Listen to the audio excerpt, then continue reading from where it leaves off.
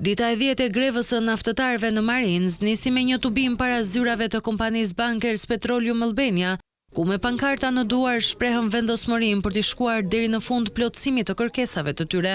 Sipas kreut të sindikatës së sektorit hidrokarbur, Dritan Shehut, gjatë këtij tubimi, përfaqësues të kompanisë kanë fotografuar e filmuar punonjësit, një formë presioni që është ndjekur si taktik nga ta edhe gjatë tubimeve të mëparshme sipas tyre. Djemtë janë të vendosur për të qëndruar deri në fund.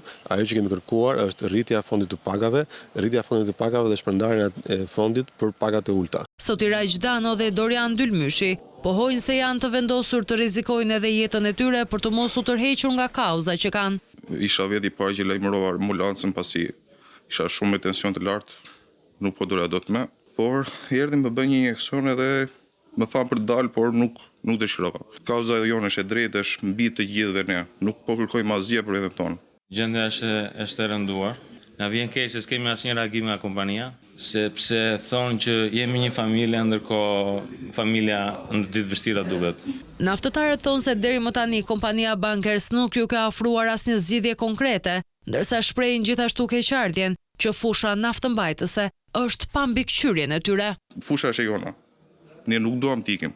Do rrim këtu, do qëndrojmë. Kinezët dhe kushdo tjetër, kushdo ta marrë kompaninë, do iki një ditë. Jemi shqiptar, jemi këtu. Po punojmë për veten tonë.